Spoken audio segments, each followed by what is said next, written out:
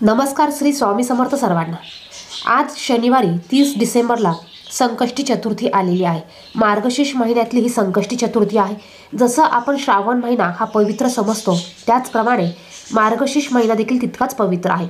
आणि या महिन्यात आलेल्या या शेवटच्या संकष्टी चतुर्थीच्या दिवशी आपल्याला काही उपाय, काही सेवा ह्या करायच्या असतात। अत्यंत प्रभावी असा उपाय आपण ह्या व्हिडिओमध्ये बघणार आहोत।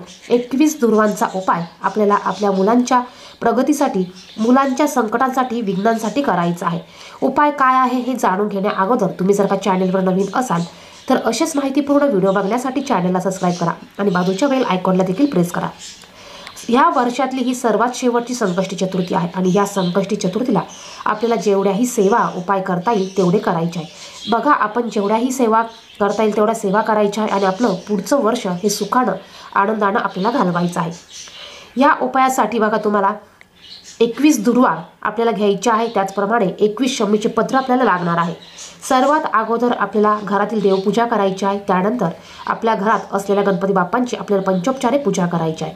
पंचोपचारे पूजा कशी करायची बघा, एका तामानामध्ये थोड्या अक्षता घेऊन गणपती बाप्पांची मूर्ती ठेवायची। गणपती बाप्पांना पाण्याने, दुधाने, पंचामृताने आणि पुन्हा स्वच्छ पाण्याने आपल्याला अभिषेक घालायचा आहे। अभिषेक घालत असताना तुम्हाला गणपती अथर्वशीर्ष येत असेल तर त्याचं पठण करायचं आहे आणि नसल येत तर तुम्ही साधा सोपा मंत्र ओम गण गणपते नमः या मंत्राचा जप करून तुम्ही गणपती बाप्पांना अभिषेक घालू शकतात।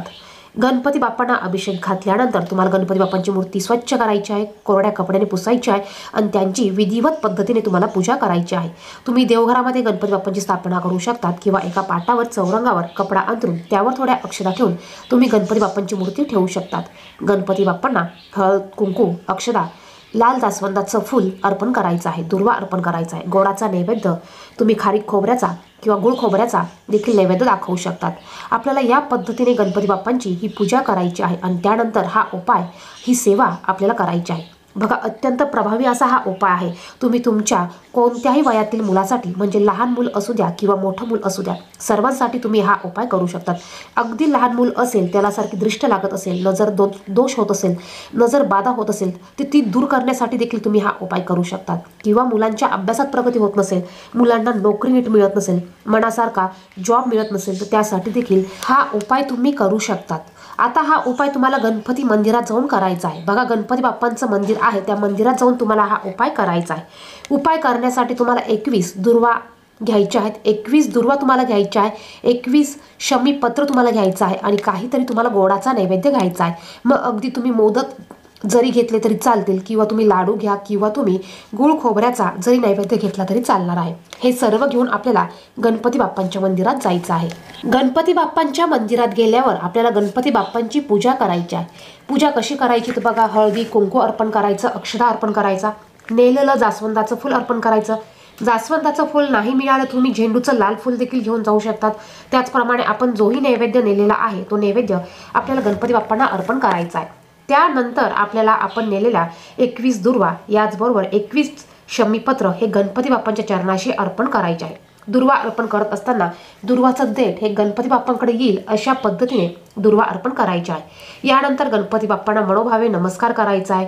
आपल्या ज्याही काही मुलांच्या इच्छा असतील किंवा मुलांच्या ज्याही इच्छेसाठी तुम्ही हा उपाय करणार असाल त्या इच्छा तुम्हाला गणपती बाप्पांना सांगायच्या आहे। त्या इच्छा पूर्ण होत आहे अशी भावना ठेवून तुम्हाला गणपती बाप्पांना नमस्कार करायचा आहे। त्या इच्छा लवकरात लवकर पूर्ण होऊ दे अशी तुम्हाला गणपती बाप्पांना विनंती करायची आहे। बघा, गणपती बाप्पा विघ्नहर्ता आहे, गणपती बाप्पा बुद्धीची देवता आहे। त्यामुळे संकष्टी चतुर्थीला तुम्ही जेही काही मुलांसाठी उपाय करतील, जेही काही इच्छा गणपती बाप्पांना मागाल त्या इच्छा तुमच्या पूर्ण होणार आहेत। हा उपाय तुम्ही दिवसभरात कधीही करू शकतात। हा उपाय तुम्ही ह्या संकष्टी चतुर्थीला करायचा आहे। त्याचप्रमाणे प्रत्येक संकष्टी चतुर्थीला तुम्ही तुमच्या मुलांसाठी, मुलांच्या भवितव्यासाठी, मुलांच्या प्रगतीसाठी हा उपाय करू शकतात। आता बघा, काहींना हा उपाय गणपती मंदिरात जाऊन करणं शक्य नसेल तर मग त्यांनी हा उपाय त्यांच्या घरातील देवघरात असलेल्या गणपती बाप्पांसमोर केला तरी चालेल।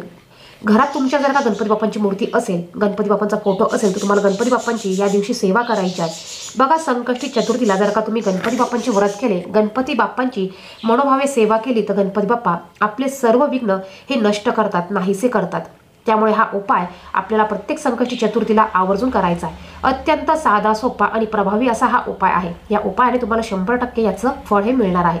व्हिडिओमध्ये सांगितलेली माहिती आवडली तर व्हिडिओला नक्कीच लाईक करा। चॅनलवर नवीन असेल तर चॅनलला सबस्क्राईब करा। याचबरोबर आपल्याला या दिवशी मुलांच्या भवितव्यासाठी, मुलांच्या प्रगतीसाठी इतर काही उपाय देखील आपण चॅनलवर सांगितलेले आहेत। ते व्हिडिओ देखील तुम्ही पाहू शकता। धन्यवाद। श्री स्वामी समर्थ।